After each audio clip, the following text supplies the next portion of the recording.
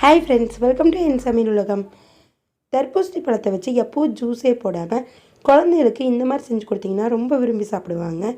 ரொம்ப ஈஸியும் கூட. ஃபஸ்ட்டு இந்த மாதிரி ஒரு குட்டி ஸ்பூன் வச்சுக்கோங்க, குழியாக இருக்கிற ஸ்பூனு. அதை வச்சு இந்த மாதிரி ரவுண்டாக வர மாதிரி அந்த விதையெல்லாம் இல்லாமல் எடுத்துக்குங்க. உங்களுக்கு எவ்வளோ பீஸ் வேணுமோ அந்த மாதிரி விதை இல்லாமல் இந்த மாதிரி ரவுண்ட் ஷேப் வர மாதிரி தோண்டி எடுத்துக்குங்க. இதை அப்படியேவும் சாப்பிட்லாங்க. குழந்தைகளுக்குங்கும்போது ஒரு ஸ்டிக்கில் குத்தி கொடுத்தீங்க அப்படின்னா லாலிபாப் மாதிரி ரொம்ப விருப்பமாக சாப்பிடுவாங்க. பெரிய ஸ்டிக் இருந்துச்சுன்னா ஒரே ஸ்டிக்கில் வந்து ஒரு 3-4 கூட குத்தி விட்டுக்கலாங்க. நான் வந்து இந்த பல்லு குத்துற குச்சி சின்னதாக இருக்குது, அதனால் நான் வந்து இந்த ஒவ்வொரு பீஸாக ஒரு லாலிபாப் இருக்கு இல்லைங்க ரவுண்டாக, அந்த மாதிரி குத்திக்கிறேன். உங்களுக்கு சைடாக வேணாலும் குத்திக்கலாம். உங்களுக்கு எப்படி வந்து நிற்கிதோ அந்த மாதிரி குத்தி விட்டுக்குங்க.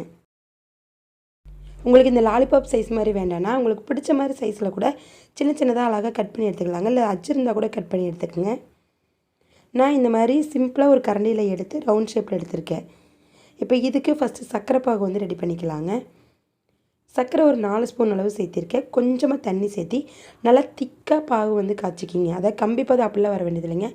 சர்க்கரை கரைஞ்சி கொஞ்சம் திக்கானதுக்கப்புறம் எடுத்துக்கோங்க. ஹை ஃப்ளேமில் கூட வச்சுக்கலாம். அந்த சர்க்கரை கரைஞ்சி கொஞ்சம் அது திக்காக வரணும், அவ்வளோதான். இப்போ சர்க்கரை பாவு ரெடி ஆகிடுச்சுங்க. ஒரு கிளாஸில் தண்ணி ஊற்றி ஐஸ் க்யூப்ஸ் வந்து உள்ளே போட்டுக்கோங்க. தண்ணி நல்லா ஜில்லுன்னு இருக்கணும். அப்படி உங்களுக்கு வந்து இந்த மாதிரி செய்ய தெரியல அப்படின்னா ஃப்ரீசரில் வச்சு கூட எடுத்துக்கலாங்க. சர்க்கரை பாகு வந்து கொஞ்சம் இப்படி சாய்ச்சி பிடிச்சிங்கன்னா ஒரே சைடில் வந்துடுங்க நிறையா. இப்போ அதில் வந்து இந்த மாதிரி டிப் பண்ணி எடுத்துகிட்டு அந்த உடனே வந்து அந்த ஜில் தண்ணியில் வந்து போட்டுடணும்.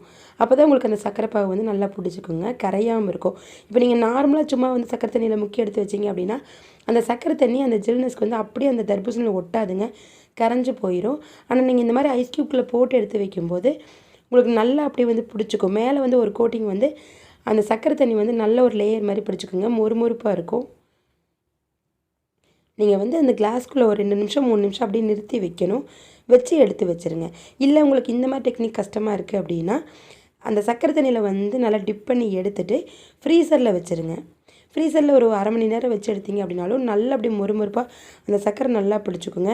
குழந்தைகளுக்கு இந்த மாதிரி நீங்கள் செஞ்சு கொடுத்தீங்க அப்படின்னா ரொம்ப ரொம்ப விரும்பி சாப்பிடுவாங்க. டேஸ்ட்டு ரொம்ப சூப்பராக இருக்குங்க. உங்களுக்கு நல்லா இன்னமும் வந்து கடித்து சாப்பிட்ற மாதிரி வேணாம், கொஞ்சம் வந்து ஐஸ்கிரீம் மாதிரி கெட்டியாக வேணும் அப்படின்னா ஃப்ரீசரில் ஒரு 2 மணி நேரம் வச்சு எடுங்க. நல்லா கல் மாதிரி ஆயிருங்க. அப்படியே வந்து சப்பி சாப்பிட்ற மாதிரி இருக்கும், ஐஸ்கிரீம் மாதிரியே இருக்கும். உங்களுக்கு இதில் பார்த்தாலே தெரியுங்க, அப்படியே வெளியே வந்து ஒரு லேயர் வந்து அந்த சர்க்கரை தண்ணி எப்படி நல்லா மொறுமொறுப்பாக ஆயிடுச்சு. ட்ரை பண்ணி பாருங்கள் ஃப்ரெண்ட்ஸ், ரொம்ப ஈஸி தான். இந்த வீடியோ உங்களுக்கு பிடிச்சிருந்துச்சுன்னா லைக் ஷேர் பண்ணிவிட்டு நம்ம சேனலை சப்ஸ்கிரைப் பண்ணிக்கிங்க. தேங்க்யூ.